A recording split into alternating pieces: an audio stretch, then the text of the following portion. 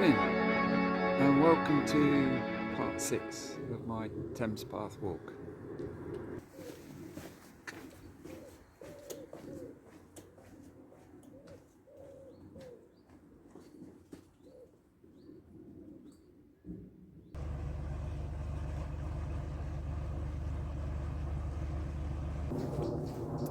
I've just got off the train at Tilehurst station and come back to the place where I finished my walk last time.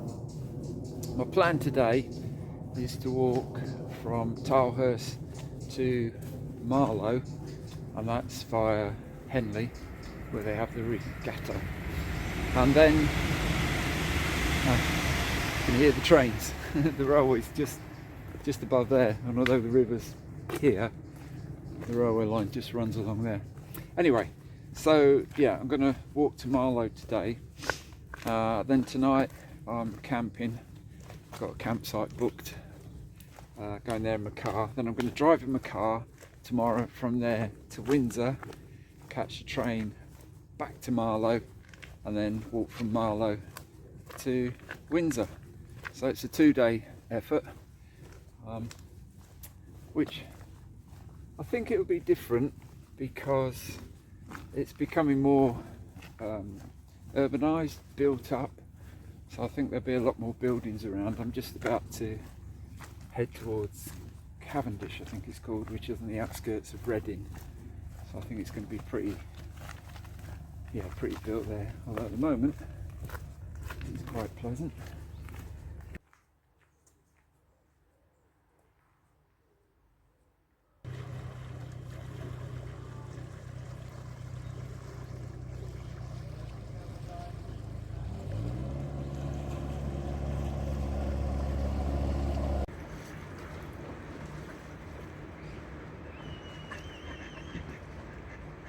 Just been told all this fencing that I'm walking along beside is for the Reading Rock Festival.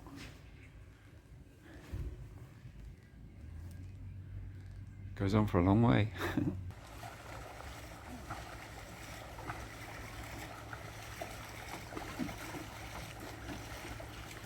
On my left is Cavendish, which is on the outskirts of Reading, and this bit along here is called the Thames Promenade. These very friendly ducklings. Well, I think they're friendly anyway. So there's the Thames. It's been a very busy morning on the Thames. Loads and loads of people on their canoes and kayaks and I don't know, whatever else you call them, and other boats.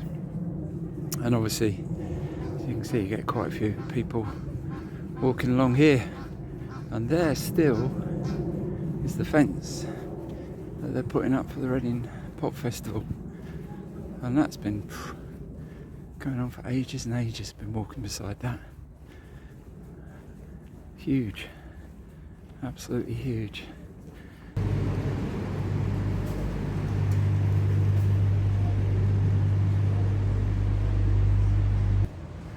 I am coming up to my first lock of the day. I think this is probably called King's Meadow Lock. Okay, so it's called Cavendish Lock. I wasn't looking forward to this bit, walking through where Cavendish was and the edges of Reading. I think I'm still on the outskirts. But to be honest, I've really enjoyed it. There's been so much going on and so much to see. People, loads of people on the water, canoe, well, I said, canoe, blah blah blah, and the buildings and stuff. Yeah, it's been really, I've really enjoyed it. So that was a pleasant surprise, pleasant change, good beginning.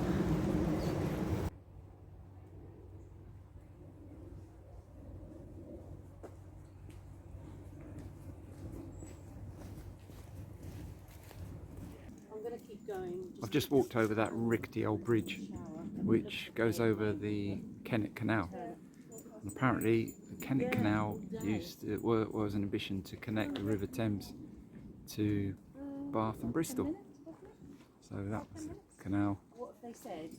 And that's the River Thames.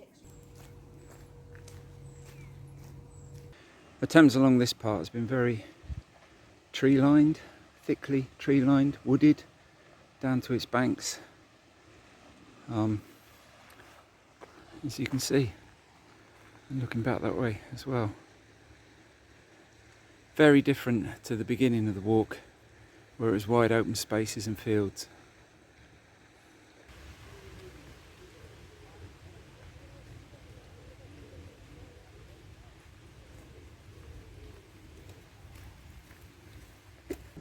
I've detoured off the path a little bit to look at this pub because Jerome described the Bull Inn at Sonning as a veritably picture of an old country inn, and he wrote the book, Three Men in a Boat, and I think they probably came here in the book. Crossing Sonning Bridge, which is a very old brick-built bridge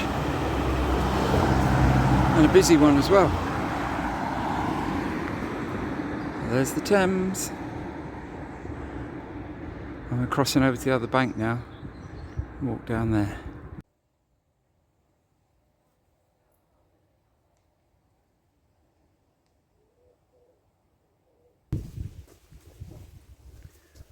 I'm just the other side of Sonning.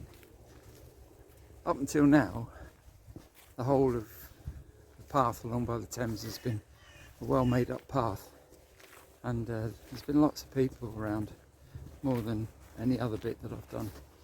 A lot of people just walking out with their dogs casually, you know, not sort of hardcore walkers sort of thing, but just suddenly stepped out, and now the path is a bit more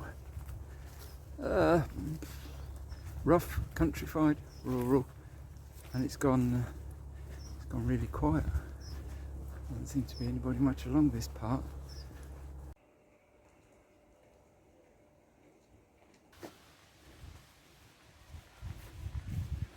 Yep. Got to be a wedding boat, isn't it?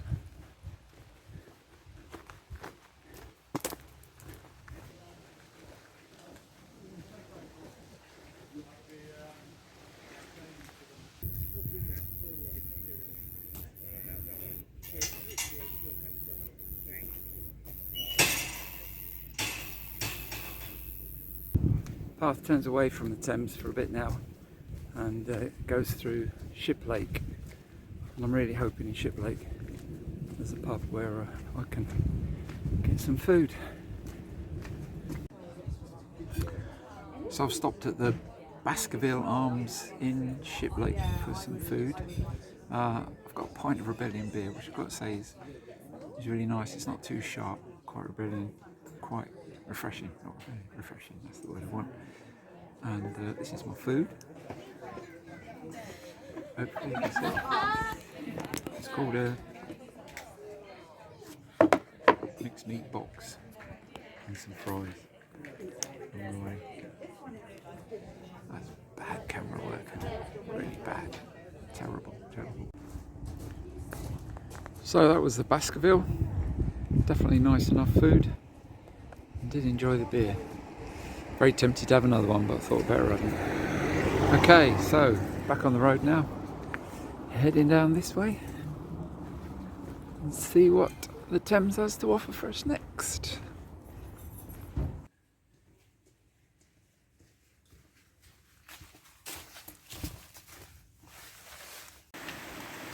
It suddenly decided to start chucking it down with rain. Oh my.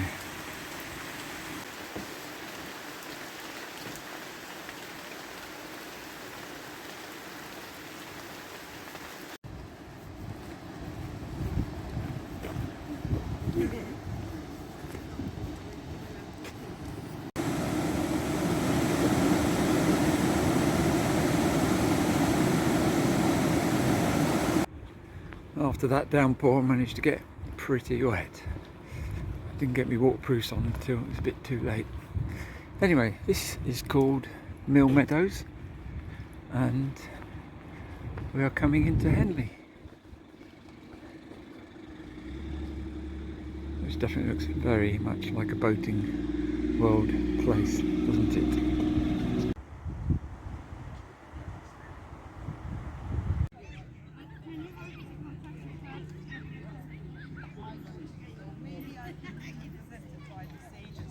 But I don't know what type of agreements they have. I didn't go into those things. Because sometimes when I worked for Hayes, well, I was put for price with Hayes.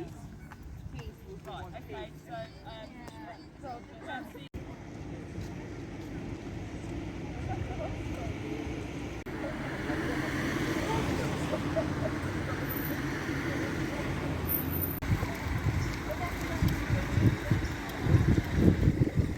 This is Henley in all its splendour. I think there's a brass band playing in the park, but when I was passing by, I think they were having a tea break, which is a real shame.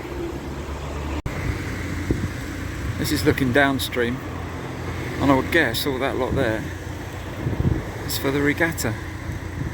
I guess that's like the starting place or something, those things, white things in the middle. Oh, it's a very busy town. Town? Yeah, it's a town, isn't it? Very busy.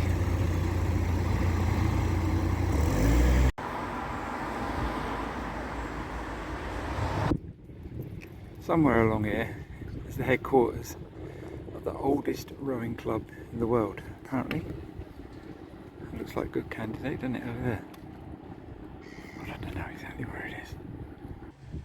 So this is the straight bit of the Thames where they have their races. All the way down there. Well, that's the great viewing.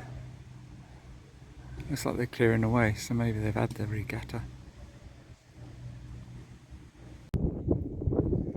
That's Temple Island and is the starting point for the regatta races, which go all the way back down there against the flow to Henley. It also marks the end of my Henley experience.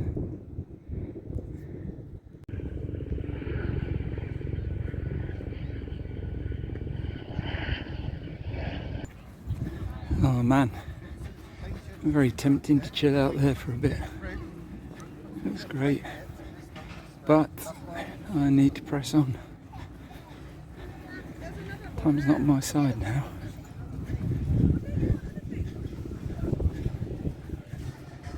Looks well cool.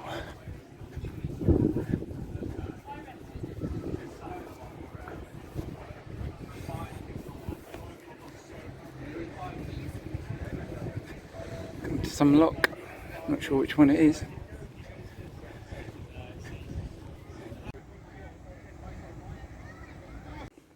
Walking through the village of Aston, which is really not much to it really, and that's it, this goes up there. I've left the Thames for a little bit, not because I wanted to come to Aston, but because the path comes up through here. But I think it goes back to the Thames shortly.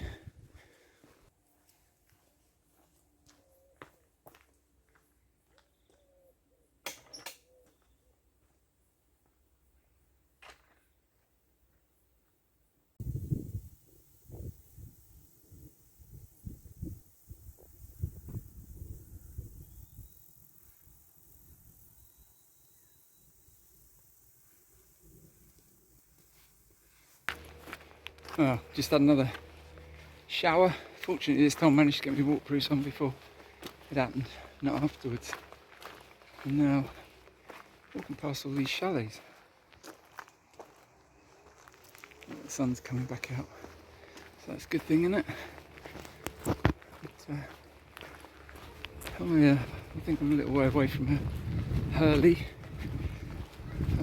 which is next real sort of major landmark, and then after that it's not far to Marlow. I've made it to Hurley Lock,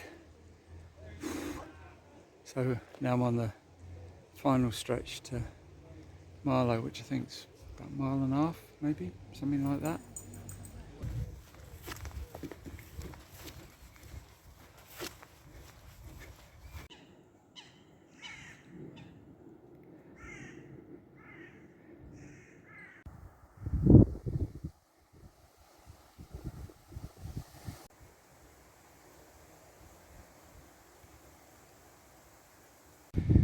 Yay, this is it, I think. I'm coming into Marlow. Nearly finished me 21 and a bit miles for today.